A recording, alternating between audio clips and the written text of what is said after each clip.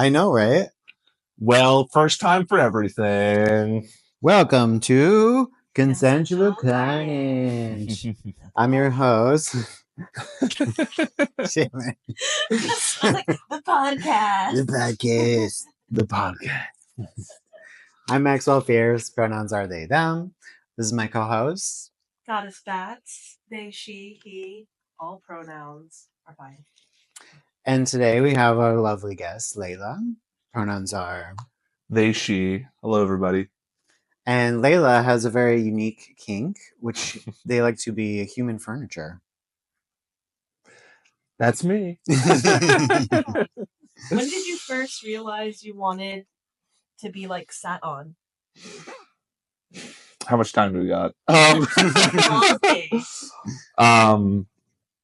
Boy, that is a... Is it a loaded question? Not a loaded question, but it's like...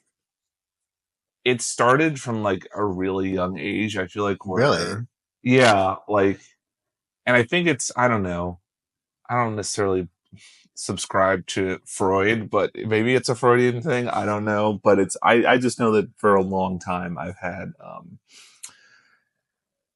like, I guess, looks like an interest in butts. Interest in butts? Yeah, like as a body part. And it was like... I mean, same. Yeah, I mean, yeah, right. I mean, some people do. But like, specifically, like, this is a very funny, but also like, you know, silly story. I was in 4th or 5th grade. I don't know if you two have ever had to be in like chorus in like elementary school. Yeah.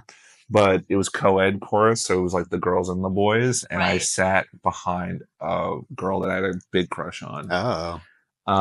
And of course, you know, half people would sit up, half people would sit down, Uh-huh.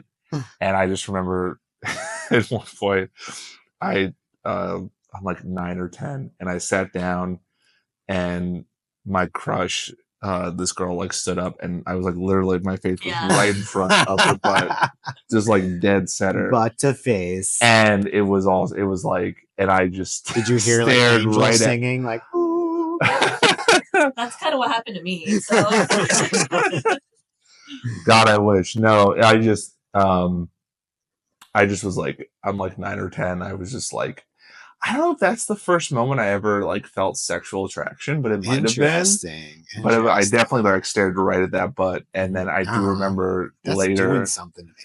Yeah, no, it absolutely was. And then I just remember later also getting caught and teased about it For by staring at her butts? by first staring at her butt. Yeah, Oh no. and I think that also was the beginning of like, oh, I kind of like that. I kind of liked being teased like that. Oh, okay. So that was kind of like the awakening of that. Damn, and that was then- early. It was early, yeah.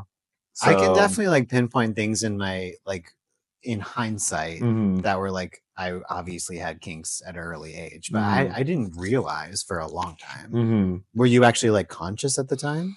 I mean, I didn't really become conscious that I had like a kink. It was until like I was necessarily a kink. yeah, it was just like an attraction, I guess. Got it. Mhm. Got Because it. like obviously I didn't have the language for that. Yes.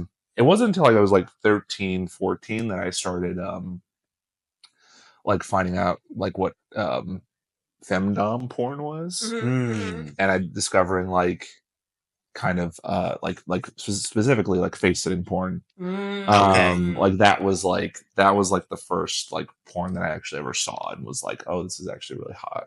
Okay. Yeah, that's really hot. So it was like, and it was so funny. It was through this British porn site, this Whoa. British femdom porn site, called facesittingbitches.com. And I love the name. That was, and it was like, Straightforward. it was, and it was like it was one of like 3 or 4 different sites that this woman, this English mistress, oh, what was her name? Nikki Whiplash, I think it was. Also a good name. Yeah, I think she's still around. Leave it to the British. Yeah, exactly, right. Nikki Whiplash. Yeah, but it was like that, and I found out about that, and then I started going on a femdom like forums, like porn forums. Like way too young. Uh-huh. Of course. Like every teenager, you fake being 18 to see adult things. Sure. I love that you went to the forums though. The forums. Forums, like another too. step. Because it was like, I was also interested in just like, oh, what is it like to be a pro-dom? So they would talk about it on like these forum like posts and stuff like that when they would post also like their content.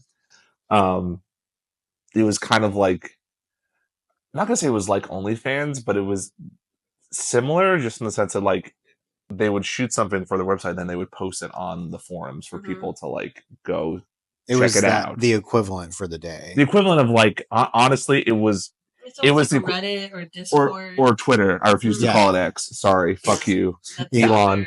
Yeah, but it kind of was, yeah. And so that was kind of like my kink awakening was finding out I was into like face sitting and then just like slowly like becoming more and more interested in like that whole sense of kink and like human furniture play and all of that. And for a while, you know, it was like just strictly focused on like femmes, and then, you know, as I got older, it kind of became more of just like human furniture play, like face sitting play for like, you know, all genders. Sure. So yeah, I guess that's my kink awakening. I mean, I also grew up in a very like, you know, small, safe white town, Long Island. So it's like, you know, I don't know where you both grew up, but it's like so the city, and I don't know where you grew up. Upstate New York. Yeah. So kind of similar-ish vibes, I'm sure, of like probably, yeah. Yeah, like very Christian, conservative, safe, but it also just like specifically my family was like Christian, conservative. And my mom still is, but it's like, yeah, I was very, very like repressed in terms of like being able to like I feel not express it or not talk about anyone because I didn't want to be seen as like a freak or whatever. Totally. And it's like, you know, I think that's a big part of why I didn't realize about myself, like specifically like had like the words for it. Yeah. Because I just had no example in my life. Like, I feel like most of us don't have an example, and it isn't until our adult lives where we start getting introduced to the language, and then we're like, oh, that makes sense. I identify with that. Now I can like search things up more. There's other people who like this too, right? Yeah. It's the rabbit hole. Sure. Yeah, absolutely. And it was also just like, this is another funny story, but it was like, there also was a shame associated with it because my parents found out about it. They caught. Oh, really? They caught me through, basically, I had written, God, when I was like 13 or 14 also, I had written face-sitting smut. And they caught it. They found it. Oh, and they shamed me about it. Whoa. And oh no! I'll never forget. My mom specifically said to me, "Layla." Obviously, she did not call me Layla. I'm a trans woman, by the way, folks. So I changed my name last year to Layla. But she was like, "Layla, you know, if I found out that someone I was dating was into that, I wouldn't be dating them anymore." Good thing I'm not dating you, Mom. and it was good thing I don't want to date you. Right. It was so funny in hindsight. Right. And then in the moment, like traumatizing. In the moment, you're like, you know, you're like so shamed, and you're know. like so just like completely just like mortified. It's like, oh God, my fucking parents caught my porn. Oh my God, I have a similar story. Really? You got caught? Well, or is it worse than that? I mean, it's.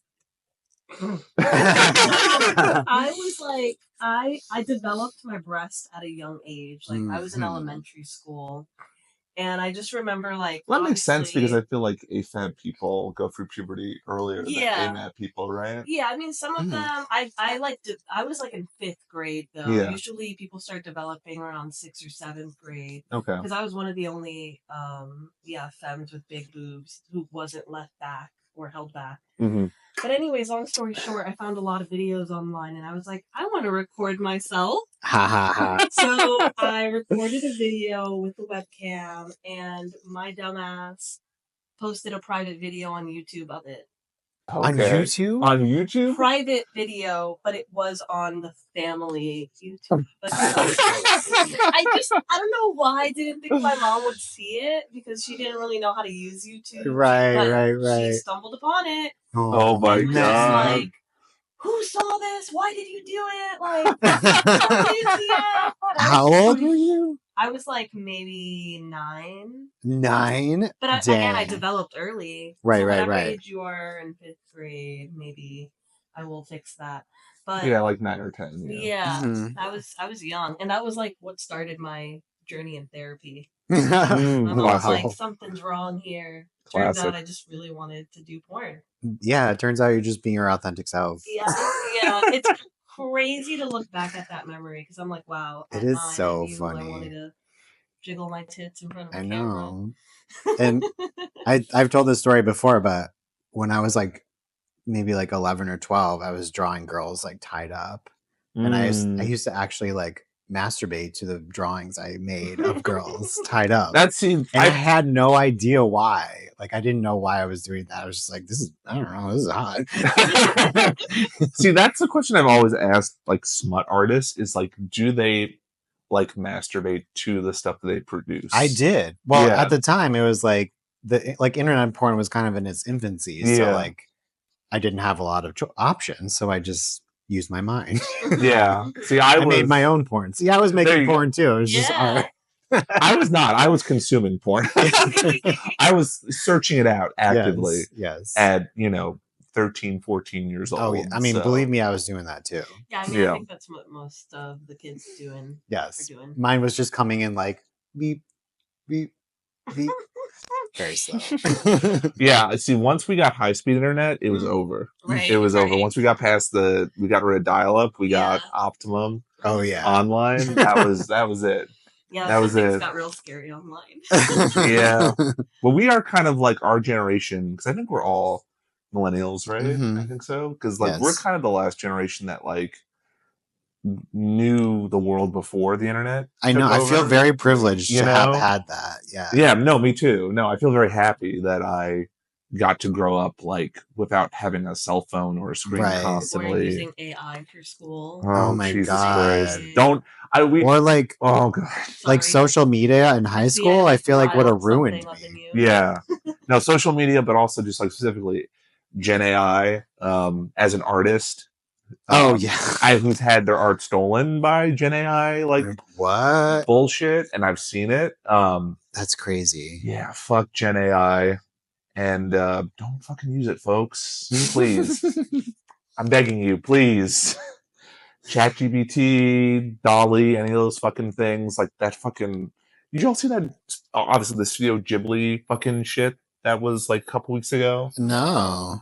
Oh, you didn't hear about this? No. Oh my God, it was disgusting. Like ChatGPT put out this like filter option or something where like you could Studio Ghiblify yourself or some shit, and it was horrible. Oh, it was disgusting. What do you mean? I did see they literally people were using like they'll upload a photo of themselves and then like it'll turn it into like a Studio Ghibli art, like a rip-off style of Studio Ghibli's like handcrafted.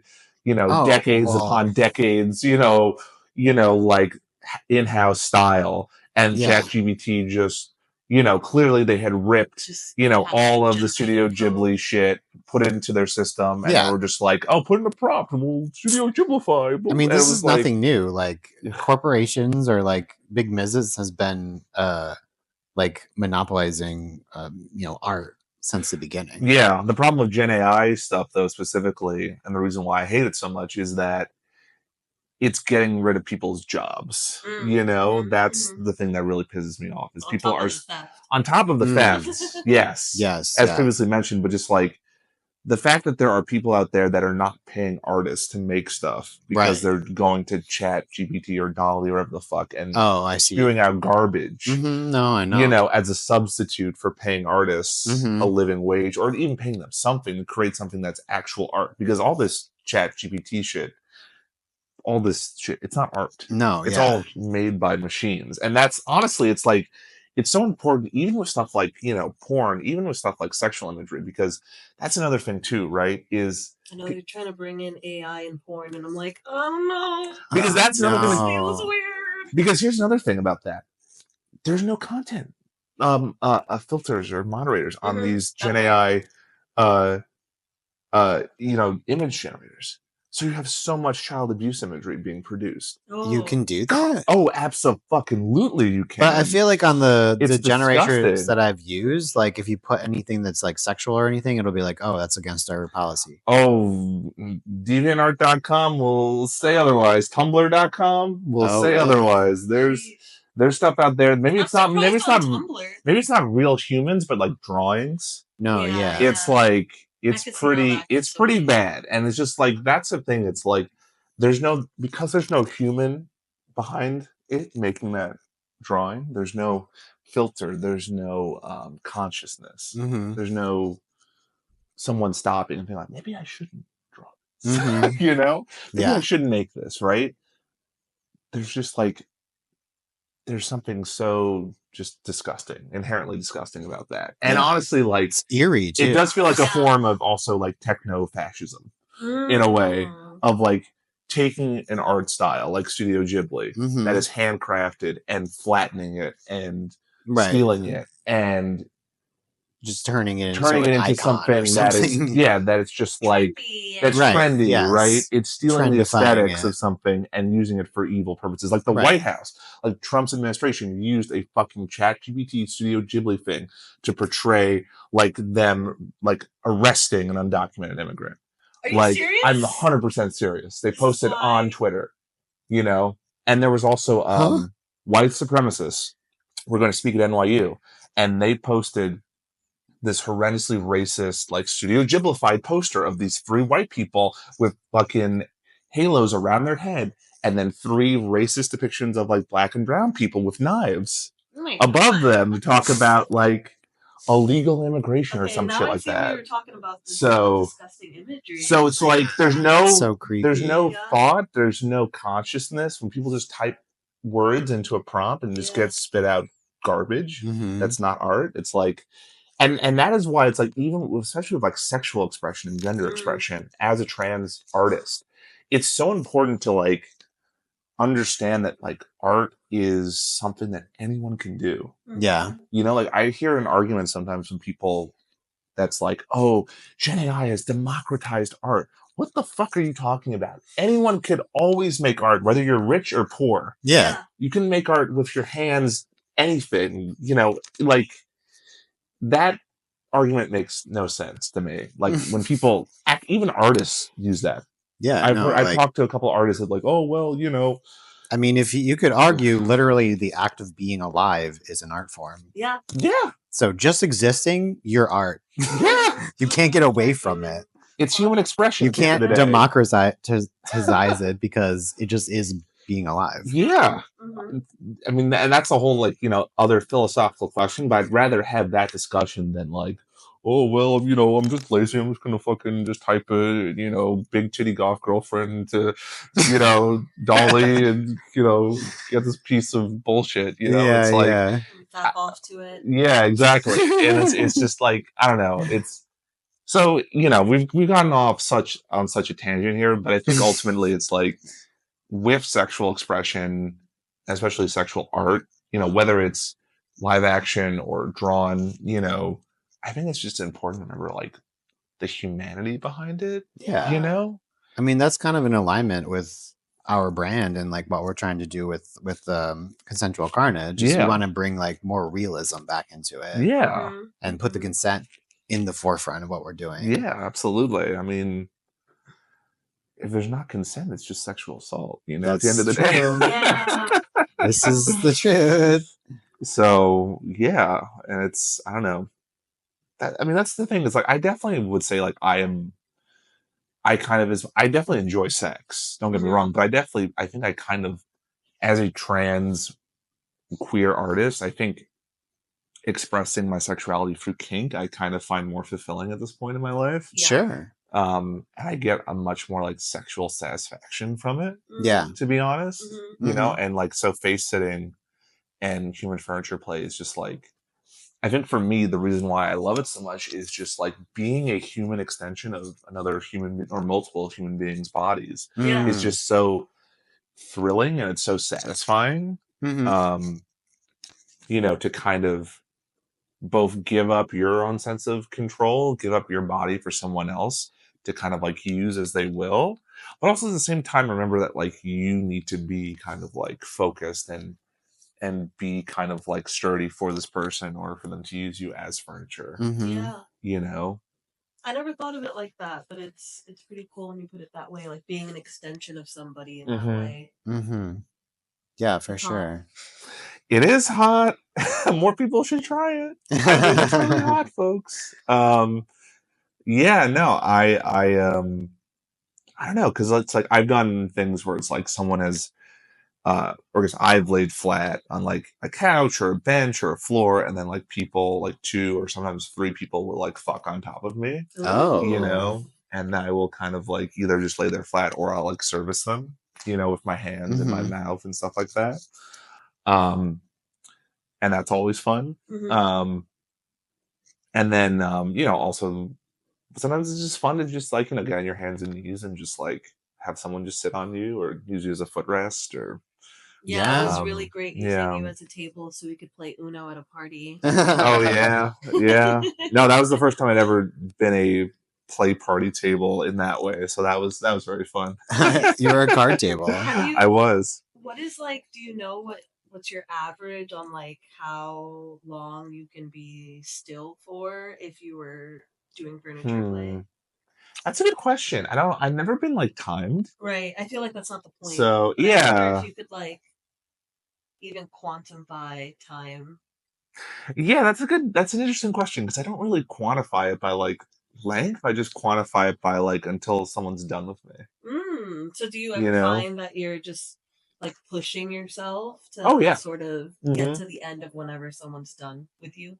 Yeah, it's a kind of, you know, when I go into like full like human furniture mode, no matter what form it takes, it definitely is like not like an adrenaline rush, but it's like a flow state. Like a focus where I just kind of like that is my purpose, that is my goal. I forget about everything else going on in the world and just focus on that. So I'm not really thinking about time. That's actually, it's interesting that you say that because it's like you're making me think about like that for the first time because usually I'm just like, it just is. I just am. When I think about human furniture and in my like small experience in it, I think for me I've always been like, oh, I don't know if I can hold like that's the thing. You do have to have exactly. You do have to have some endurance and some upper body or even like core strength to be able to do that for a certain period of time, especially if you're on all fours and like someone's on your back. If someone's on your stomach, I think it's a lot easier to be honest. But if someone's on your back, it's like it definitely can be a bit harder, you know. So you gotta have good form. You're basically doing a push up when somebody's on your back. Yeah, you're doing like a flat tire. Yeah. You know. So it also depends on like, are you going to be doing like this, or your hands going to be like this, or are you going to have your like elbows and like flat on the ground, right? Or are you going to be on your back? In which case, if you're on your back, like on let's say a couch or a bed or a bench or even just like a flat floor, flat surface, it's like how much pressure can you ultimately like take, right? Like I was at your party on Sunday, I was just like laying on the couch and it's like people were coming and sitting on me, sitting on my chest and my face and everything. And so that was like, for that type of stuff, like, I mean, I could do that all day. Yeah. I could do that all day. I mean, if someone's sitting on my face, it's just like, I would need to make sure I could breathe every once in a while. Sure. But it's like, if someone's just sitting on my legs or my chest, I could really do that all day. As long as they're not like breaking my ribs or something. Right. You know, it's like it's like that I kind of almost felt like comforting. Like it's like, like having like a human sized weighted blanket on top of me. Yeah, I get that. So yeah. But you know, it's like the thrill of it is like it's a combination of both, like like being a human extension, like because I'm a switch, so it's like when I'm human furniture, obviously I'm subbing, I'm service subbing, right? But then also it's like that, and then also the humiliation and the objectification aspect of it. So it's like a combination of like different emotions, I guess. Yeah. And For it's It's your very, sure. switchy dream. yeah, exactly. Because I've sat on a couple people like as like a top, but but that's mostly been like the past couple years. For a long time, I thought I was like a pure bottom, a Uh-huh. pure sub, and then when I came out as trans a couple years ago, and I started going to play parties and meeting you, um, at one of them, I don't remember where we met. I think it was at a party. Yeah, I'm pretty probably. sure. It And then has I to met be. you through Mm-hmm. Bats.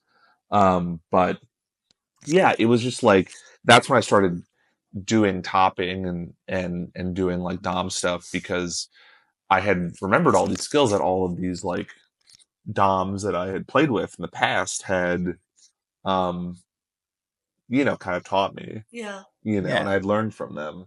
That's so cool. So because I've had sessions with like pro doms and things like that, and really wonderful people. Mm-hmm. And they they all kind of helped contributed to like Your me making. me wanting to like also like top people and make people feel good because that's really what it all comes down to is like in terms of like my switchiness is just I like making people feel good. Yeah. Hell yeah. Yeah.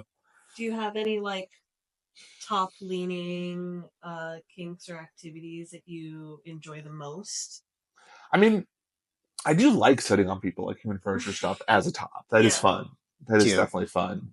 Yeah, especially because I know how to like sit on someone properly because I've been Right. sat on Right. so So it's a much. Improperly. moment. Yeah. So I do find that fun. But then, it's like, impact, flogging, Mm-hmm.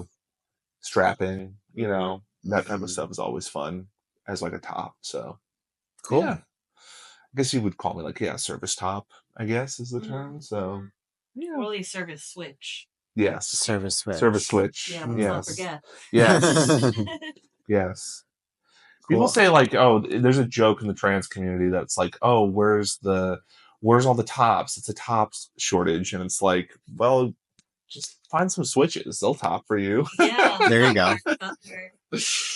So I've topped at plenty of parties for people. Thank you for your services. No, I'm always happy to. It's fun. It's fun. I mean, that's why I love being a switch because variety. Yeah. The variety is Totally. is so much fun. I don't think I could ever be a pure bottom or a pure top at this point in my life. It's so much fun just to like just try different things. You have more choice. Yeah. And what your mood is or who you want to service or if you're being serviced. Exactly. Yeah. No, 100%. And look, I totally get people that like I think say that they're like pure top, pure dom, pure sub, pure bottom. Like that's cool, but I feel like everyone should try at least a couple of times the other position. Yeah. No, I mean, I'm like a top leaning switch, Mm-hmm. but as a top, I can say that I'm not comfortable doing anything like with somebody until I've already experienced it. Exactly. Because then I know like how to calibrate, you know what I mean? Like if I don't have 100%. that reference, then how am I supposed to know what my bottom is like the sensation that they're getting? Exactly. 100%. That's how I feel as well. I feel like to be a good top, you have to be a good bottom as well. Yeah. I would agree with that for sure. Yeah.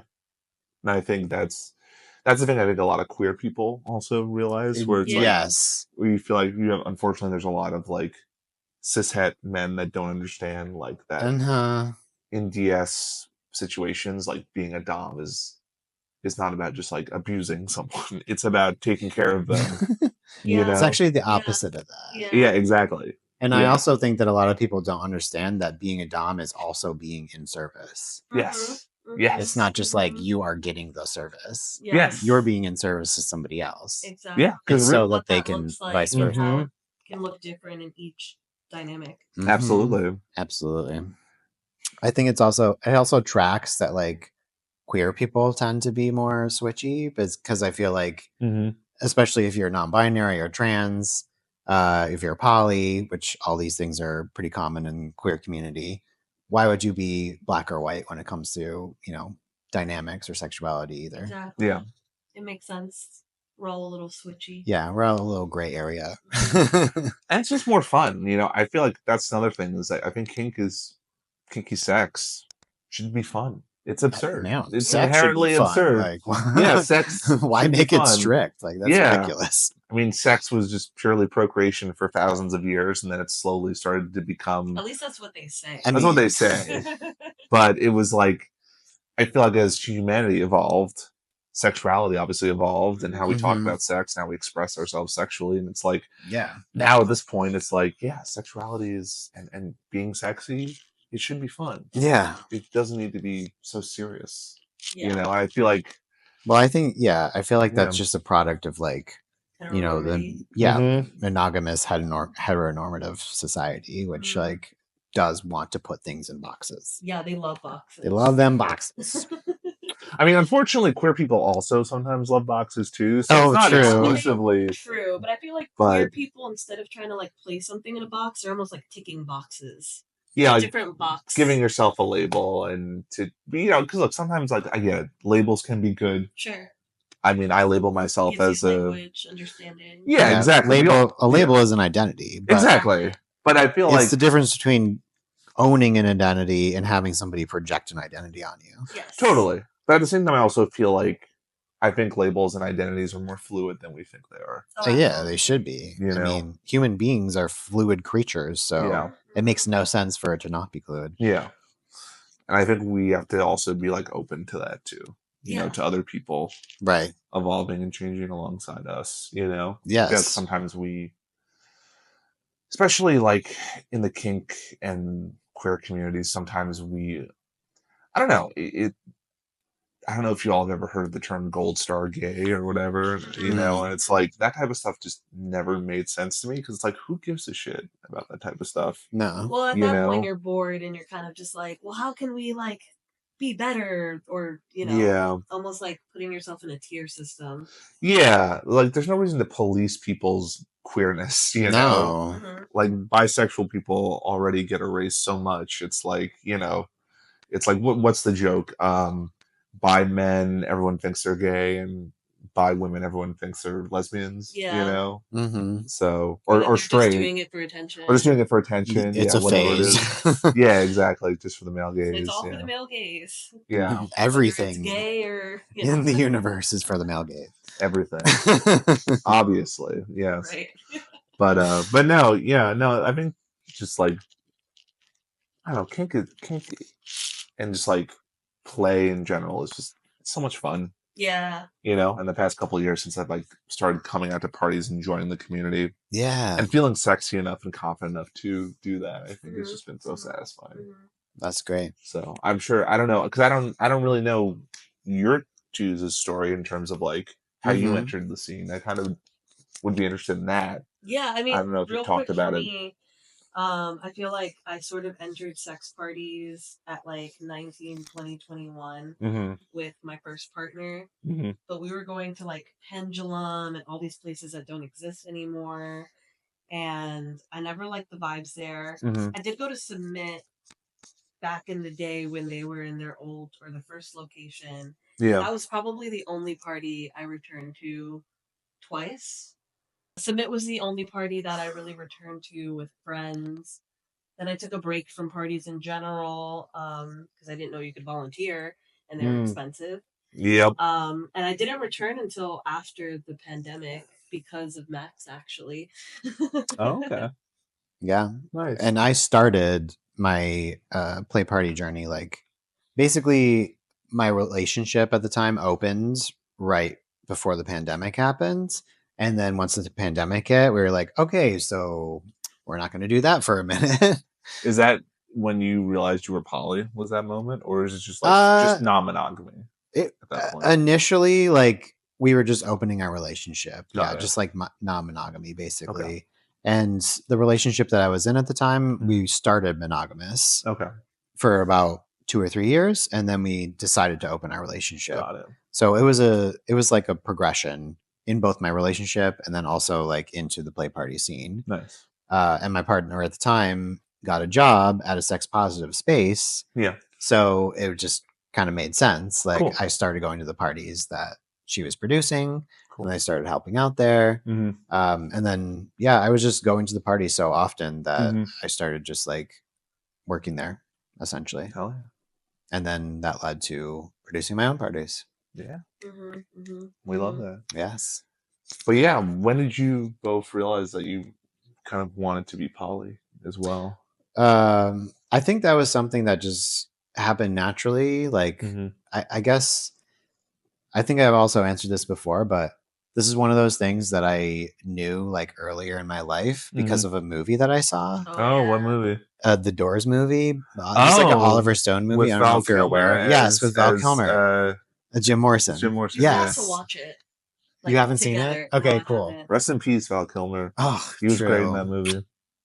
But yeah, he was great in that movie. He did a good Jim Morrison. He really looked like Jim Morrison. Oh God, yeah, and he sounded like Jim Morrison, right? Too. Yeah.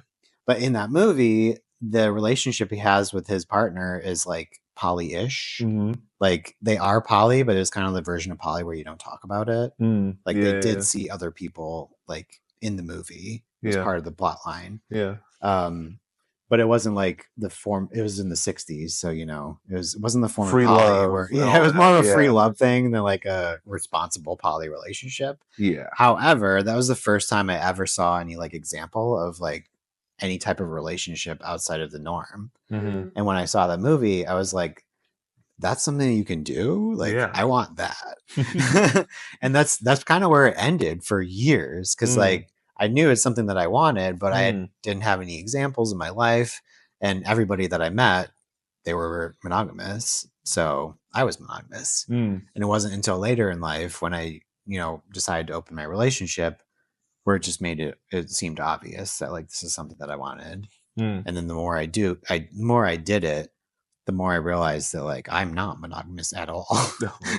Yeah. Like this is just who I am. It's Valid. not like, it's not like a, I'm not like, it's not a trial or something. Yeah. Yeah. And what about you, Beth? I feel like in high school, I was having threesomes with my boyfriend at the time, but I was also always saying, oh, it'd be so nice if you had a girlfriend. But then also I was like heavily shamed for being bisexual in my family, getting the notion of you're greedy and you can't pick and you just want everybody. And for a while I like fought that, I guess, by being monogamous until I realized I'm not monogamous. Yeah. So we opened up our relationship, but the relationship didn't work. And then just going through life, kind of showing all of the people I know that you don't have to be monogamous. Yeah. And that's kind of been my journey. Yeah. Whilst also like juggling relationships and figuring it out. Yeah. I feel like both of us kind of like our poly and sex party journey were like side by side. Yeah, same. And also my gender journey was same. Also, yeah, me like, too. Parallel to that because I became poly when I started dating someone in like early 2022. Was in a relationship with someone else, and you know they are still poly, and that's when I kind of started learning more about it, what it means to be like ethically poly too. You know, and that was really eye opening. So what year was that? That was 2022. 2022 is when you started getting into it? I started like dating someone that was poly and like actually realizing that like being that's poly was what I wanted to do. Yeah. Cool.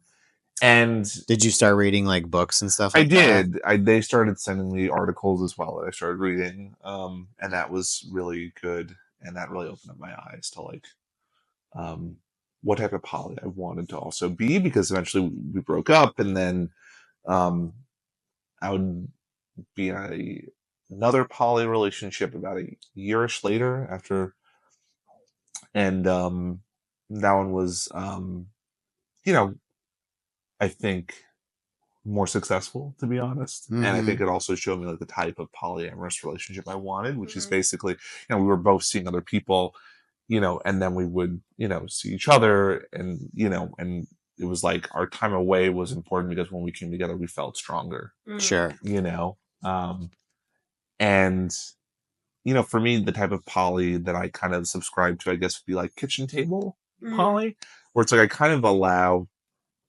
my connections and the connections with my partners to kind of like blossom and bloom into whatever they end up being. Mm-hmm.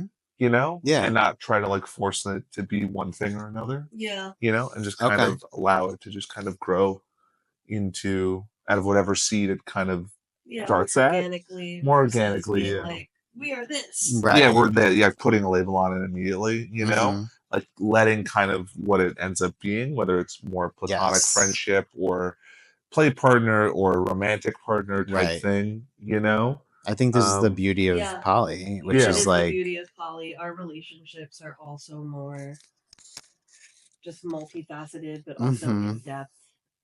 They're great. Well, when you don't have expectations for people, you can kind of like let things develop organically without your own like personal like it has to be this, you know. Yeah, exactly, and that's why I think for me it's like that's why I kind of realized that like polyamory is also right for me because I think it it allowed me to also not have to put so much pressure expectations on one person to necessarily that's huge, fulfill every single need, emotional or physical. That just seems ludicrous to me now. Yeah. Like one person could possibly I know. It was like to think that one person could like fulfill every need that your complex brain or you could fulfill every need vice for versa. Them. Yeah. It just seems crazy. Because it is. Yeah. I mean, that's also being somebody that's like a queer, neurodivergent, like poly. Now I'm like, you would have to be like a super cookie cutter individual for that to work well. You know what I mean? Absolutely. Because you'd have to be like, it would have to be like really straightforward. Like you meet A, B, C, D. Absolutely. Yeah. That just doesn't. I don't know. I just feel like that's not for me anyway. It's just not a life that I want to live. You know, I want my partner. Or partners to be able to like also live their own life, you know? And have their own experiences outside of me. Yeah. Freedom. So, yeah. We love autonomy. Autonomy and communication. Yeah. I think that's really the basis of any successful relationship, whether it's monogamous or non-monogamous. Is any good. Human relationship. Any human relationship, is having really good communication. And I've been very lucky enough to look, and everyone makes mistakes.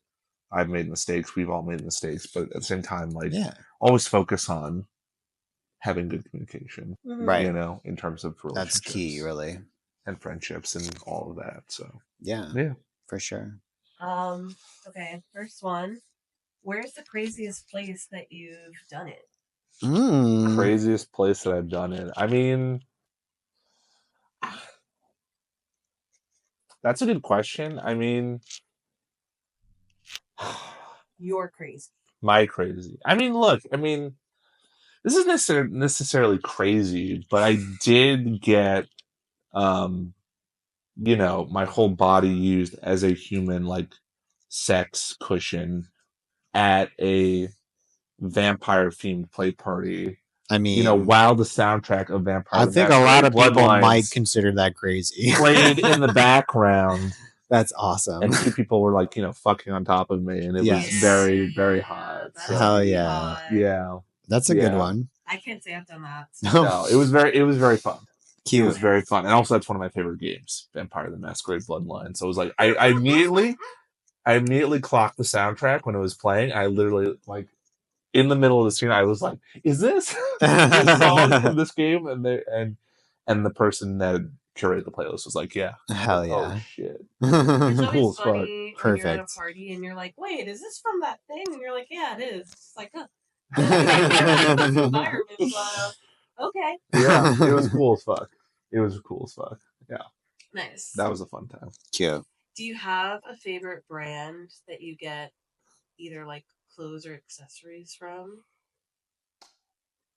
I will say this is maybe not clothing, but I do have a favorite lipstick brand I like. I like NYX. NYX is a really good lipstick brand. I like their eyeliner. Yeah, they have good eyeliners. They have good matte lipsticks. Okay. I like a lot. Especially that's for, a like, good call. Darker colors. Yes. So nice. This is why I ask this question. I like to take inventory of what everyone's doing. And yes. The best. to their standards. Yeah. It's really for your benefits. So you can obviously, use it yourself. Yeah. Exactly. What are you weirdly attracted to, whether it's a physical trait or other? Oh, this is going to be a fun one because it's part of the face sitting thing. So I guess weirdly attracted to is farting, and it's like, it's very, it's part of like, I guess the humiliation aspect of like human furniture play. Yeah. And it's like, you weren't kidding when you say the butts. Yeah. Yeah. But it's like, I don't know, it just adds a level of humiliation. And it's like, if someone that I'm very attracted to does it, I just find it very sexy. Yeah. I mean, obviously it's like, the act is like very funny, but it's also just like, I don't know. It maybe it's just like the combination of like the sound, the smell, the humiliation, like all of that kind of when you're getting sat on and like being used as human furniture. It's sense. It's very arousing to me. It's very fun. It's silly, and once again, it plays into the whole absurdity of kink. Totally. So yeah, that's my answer. Nice. I love that answer. Yeah. If you were a day of the week, what day would you be? Friday. Because then you have the whole weekend in front of you. Yeah, that makes sense. Good answer. I'm a Wednesday girl. Wednesday. I'm also a Friday. It's interesting whenever I go to the cons for like Exotica, a lot of the people I talk to are Wednesdays. I'm like, because it's hump day. Hump day. I'm also a Friday, but a different reason. Yeah. Yeah. Mine is because it's 50% work, 50% play. Hey. Nice. I like a well-rounded day. Well-rounded day. Yeah. Hell yeah. Ooh, if you could be human furniture for anyone, who would you like? What's your idol? Yeah, like to be your sat butt on idol. I know it's like a hard question because I'm sure anybody who sits on you is like. You got to have somebody though that you're like. I do, but I don't know if I want to say it on camera. That's okay. If you want, I can bleep it. Oh yeah, it might be funnier if you bleep it out. Okay. Yeah. We love a mystery.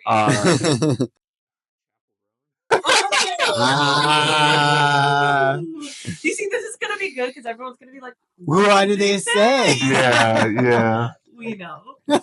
Yeah, I would. I think it would be.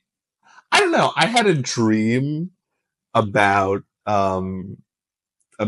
her and meeting her at a play party, and she walks up to me and it's like, "Hi, I'm Kaylee. Nice to meet you."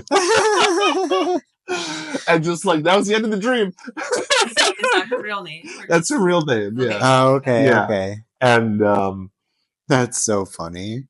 I don't know. She's just cool as fuck. Yeah. Hell yeah. And obviously, she's queer as fuck. So yeah.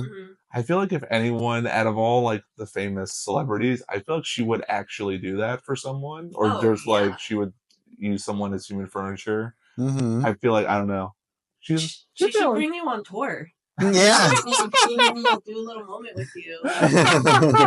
No, that's a dream right there. Singing. That's a dream right there. Right. Yeah. I love the concept. Me too. Bring kink to concerts. I know.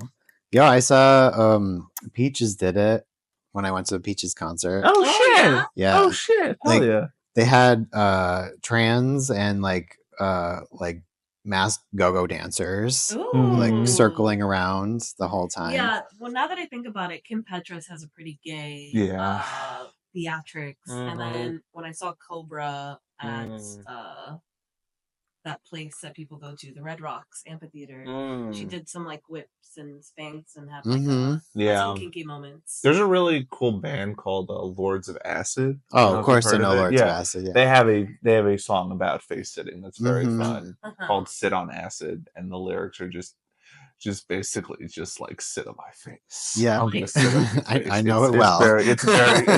It's on my playlist. I don't know that one. I have to add oh my god! You don't have it on your playlist? No, but it's gonna have to be. That whole album is really good. Yeah, that whole album is great. Yes. Do you know "Let Me See Your Pussy"? Oh, another classic.